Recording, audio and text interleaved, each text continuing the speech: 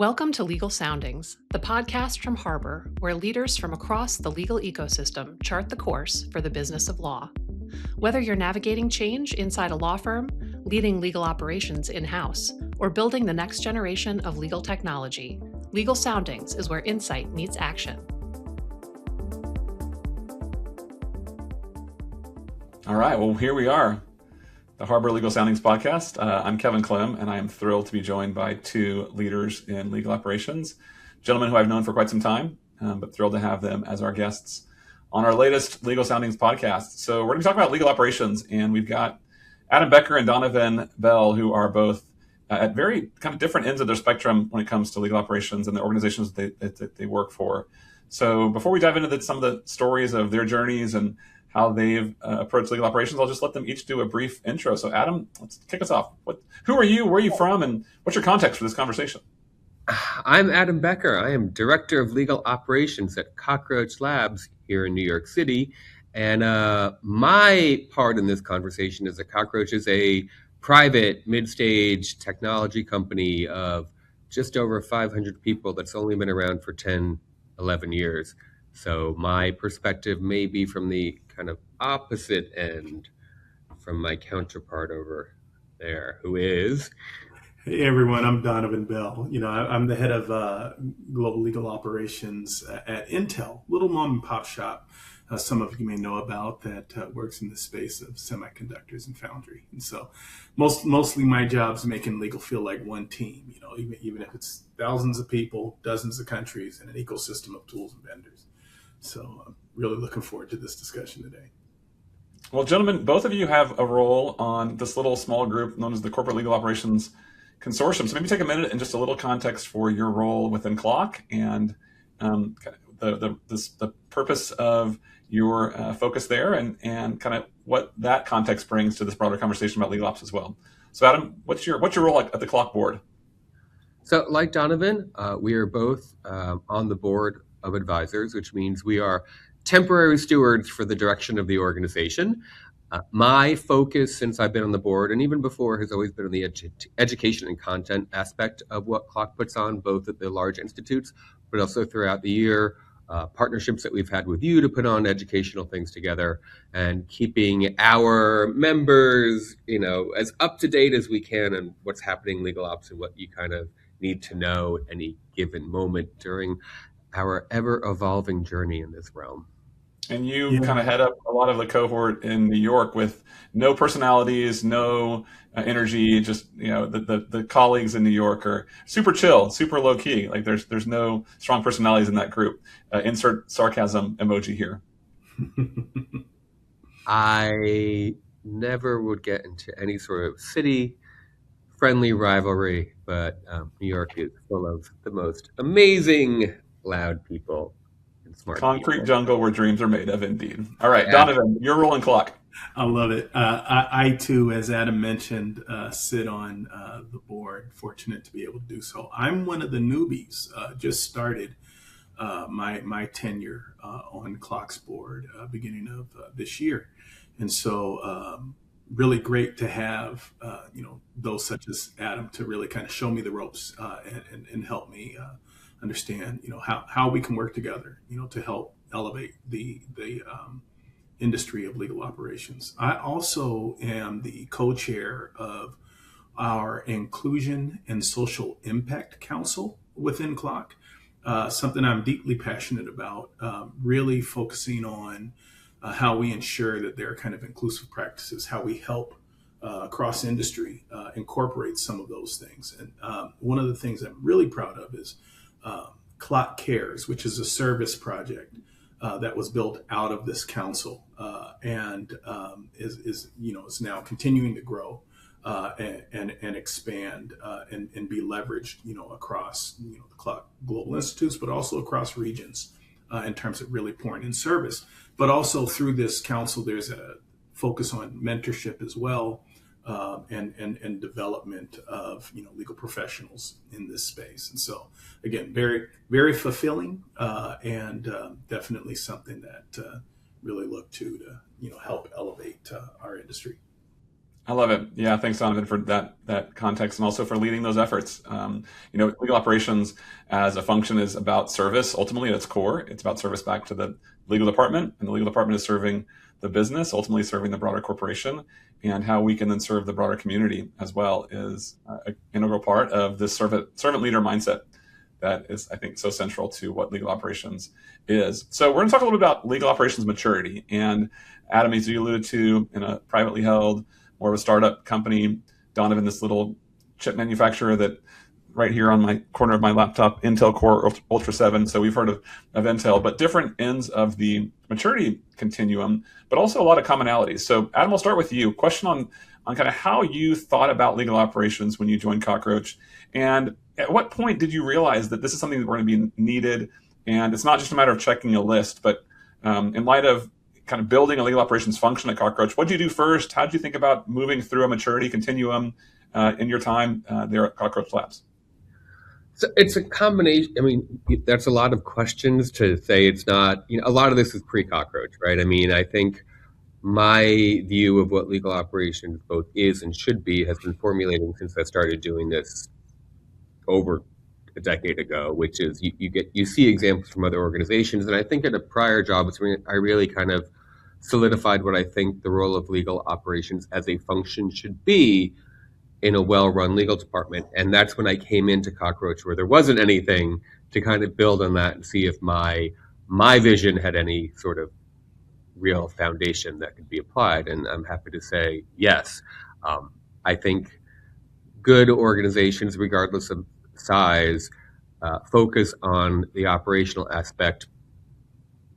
Even more importantly, when you are a small team, to kind of get rid of that noise and confusion so the lawyers don't have to focus on it and the other legal people on the team can do their job, and you make sure that happens in a way which is, disruptive or not, but enabling them to do their best work without having to worry about the things that you wouldn't have to worry about if you were at a place like, I don't know, a law firm where it's all handled for you. And what did I do first? That's, this question comes up a lot, and the answer is so simple, and I think for so many legal ops people, so kind of foundationally uninteresting, but I'm going to say it. Centralized information portal, whatever you want to call it, SharePoint, Wiki, etc. Having everything in one place, files, both restricted, non-restricted, what's available to the general public, how do you help people to serve themselves, and have everything in one place so people don't spend time, quote, looking for something. And making sure we all had the same templates, we all had the same sources of truth for both internally but also externally. And starting simply is an amazing way to get a kind of lay of the landscape, but also you make a very quick impact. But from there, when you can analyze what you've been doing, what the more complicated and tentacle work is going to come out of that. So that's where I started, and that was over 4 years ago. So we are well past the centralized knowledge base. Yeah, as we think about the different core competencies of CLOC and the different maturity continuum, one that's always been a challenge, but is still so central to any operationally mature department, is this notion of knowledge management, right?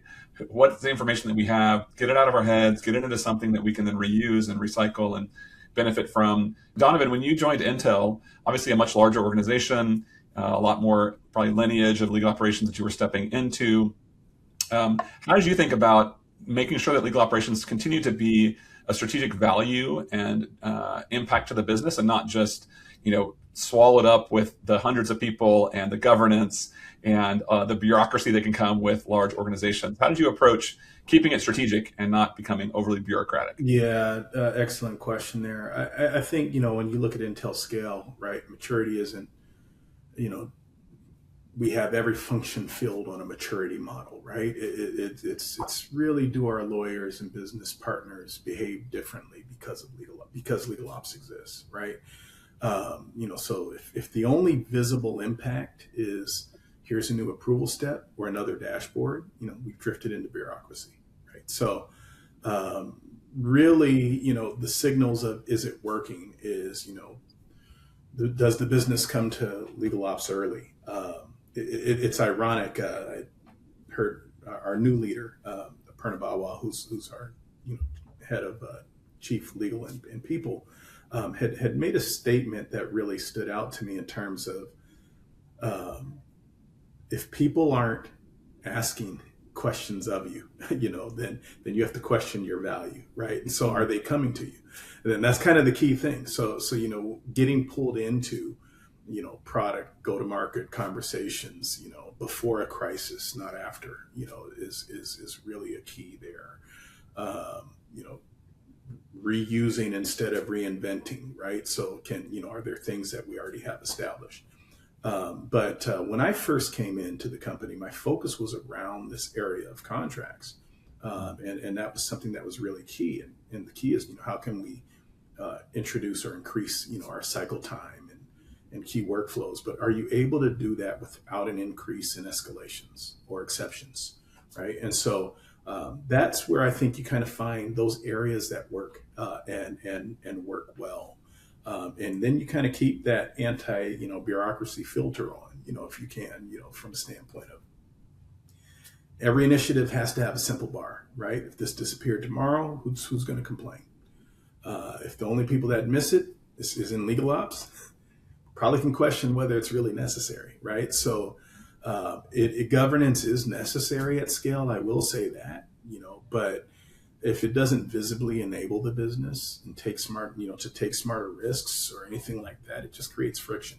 And so, or it's just a nice set of slides, right? And so my role is really to try to make sure I'm not that barrier, but I'm truly that barometer, to how we're able to kind of gauge the importance and improvement of what we do. And we are being sought after for that. I love it. Yeah, a barometer, not a barrier. And obviously the nature and the needs of a more nimble or perhaps not as mature of an organization are different. And when you start in legal operations, Adam, at Cockroach, as you said, kind of building out foundational things like how do we find stuff? How do we have a central repository? How do we have a SharePoint site or a place to go? What's next for your team in legal operations there at Cockroach? The things that maybe aren't that foundational, but are the next iteration or the next evolution as you think about value you can provide back to the business? I'm going to clarify one thing you said, just so everybody understands what it means to be foundational. When I started Cockroach, it was a startup. I mean, there's no way around that. There isn't a few years to get things up and running. It was a few weeks, right? So the foundational thing was real fast. The most important thing, and I think this goes across any organization, is that you need to understand what your business does, how it makes money, and where its priorities are at any given time. And perhaps, we're all changing all the time now. The world is constantly moving. So Intel is very different than it was 6 months ago. We're very different than we were 6 weeks ago. And that is the most important thing to keep up with, because what you're working on next has to have a business alignment justification. We're never doing something just for legal ops to do it to make life, slightly better in the course of an hour. Like Donovan said, if it went away and only I cared, nobody cares. But if we're doing something that the business has its goal and you can help propel, design, or enable something within your department reach that goal, that's where you focus on. Love it. Yeah. Alignment with the business, alignment with the broader objectives. So you're not just doing these pet projects, but things that are truly going to impact the department overall. So just pivoting real quick to technology, because we've been 20 minutes into our conversation and we haven't talked about AI enough to have the standard approach. So clearly a lot of different opportunities around artificial intelligence, various tools, whether that's third-party tools or internally built tools.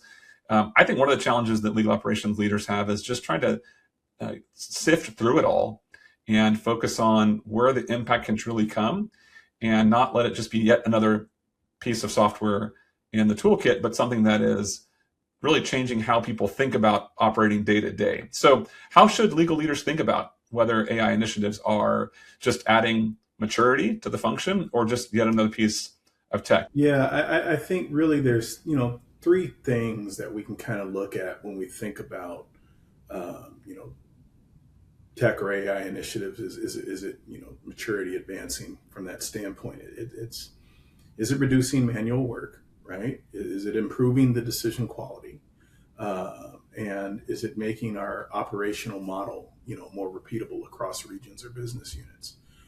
If we can't show, those behavior changes or, better decisions, 6 months after something's launched, it's just another tool on the side, right? It's not something that's, of value. And so, at a default level, we kind of really need to look at, are we adding capabilities, not so much tools, right? So this doesn't integrate into our core stack or data model. It's an experiment, right? It's not part of kind of our spine. And from that standpoint, and at the same time, you have to be very real about what you shut off, right? What you stop doing.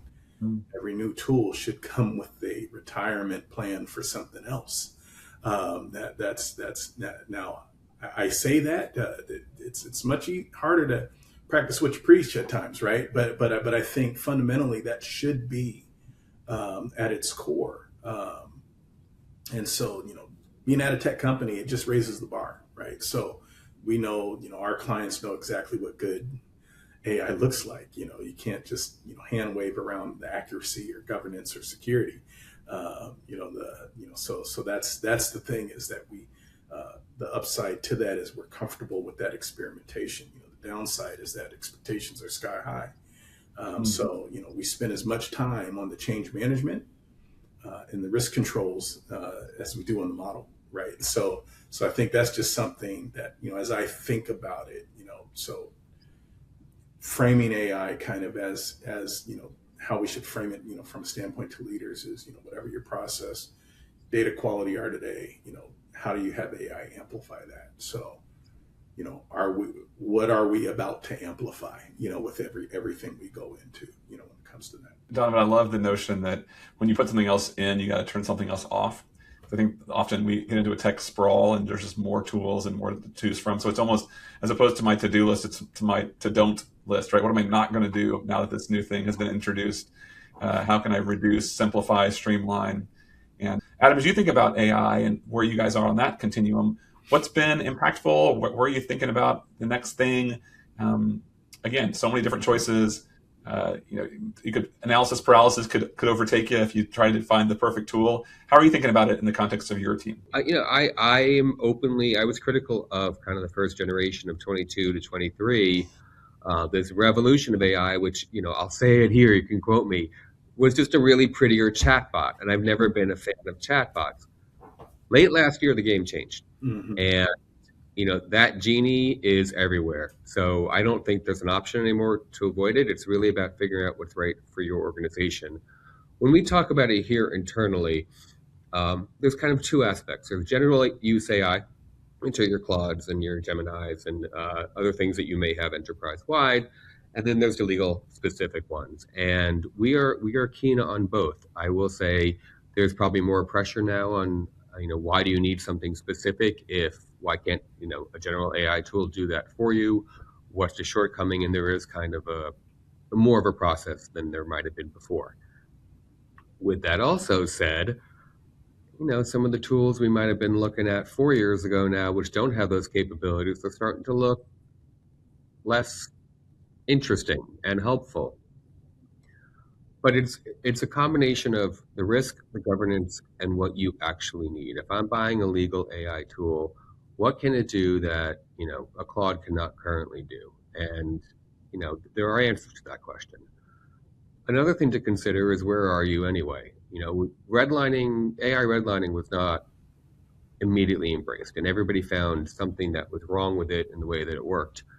And now I think it's basically an industry standard. If you're not using it, it becomes very clear that you're not turning things around as quickly as your cohort on the other side who's doing it immediately, or in some cases even more advanced. And that will lead to unnecessary pressure that you're going to get from other people. So learn it. With that said, what I do within legal ops and general AI, or even legal AI, is very different from the lawyers use it. And where I'm moving towards is when I get something in my inbox that immediately sparks the reaction of, oh boy, this one again.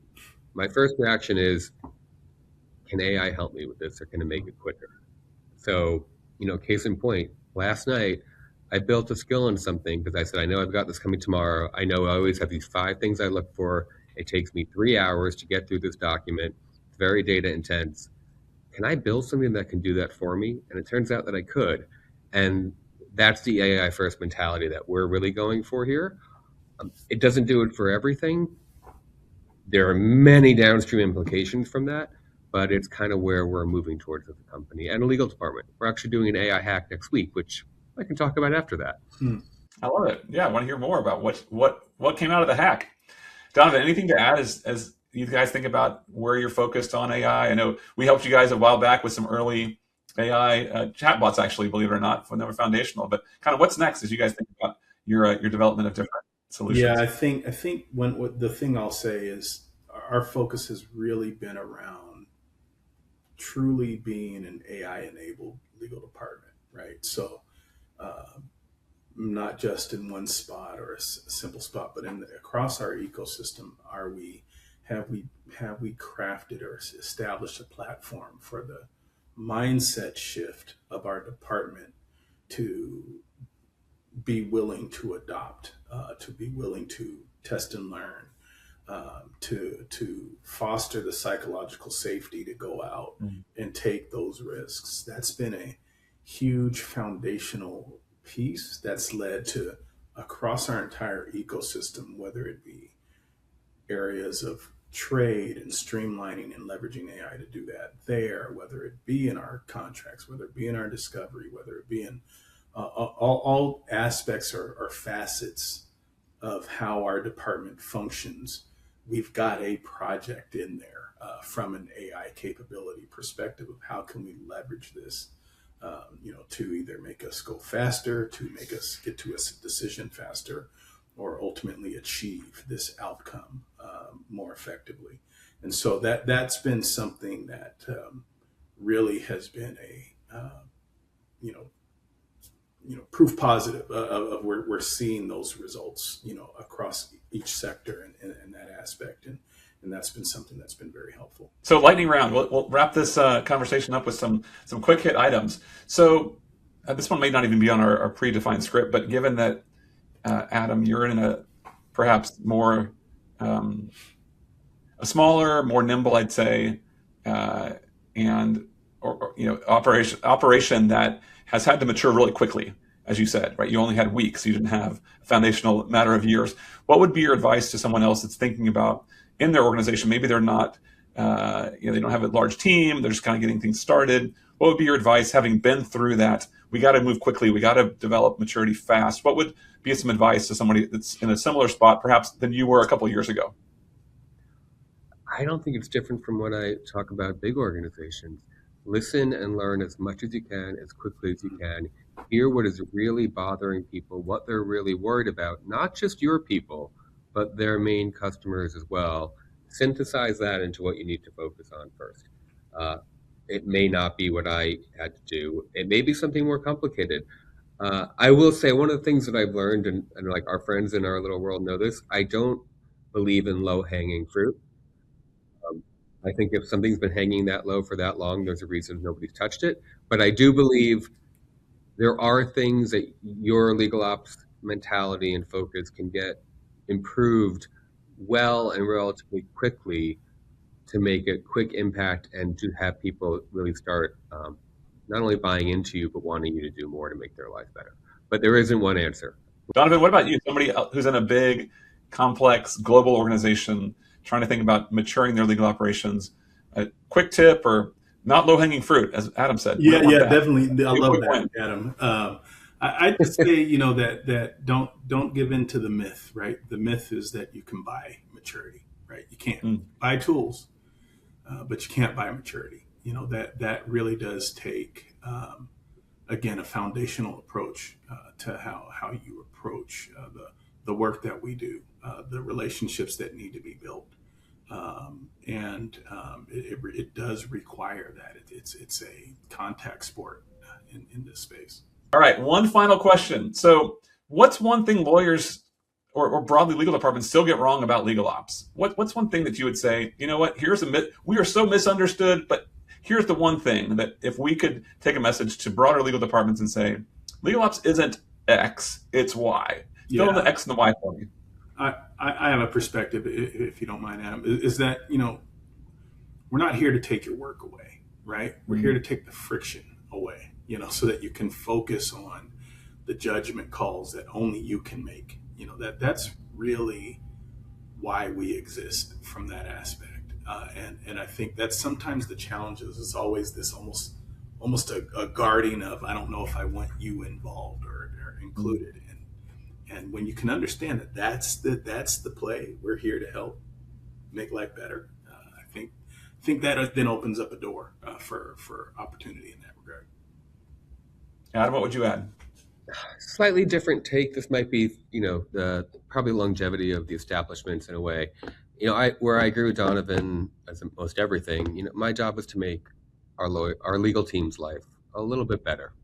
Maybe not a huge amount all the time, but baby steps, a little bit better all the time, to get rid of noise, to get rid of friction, to get rid of things which are in the way.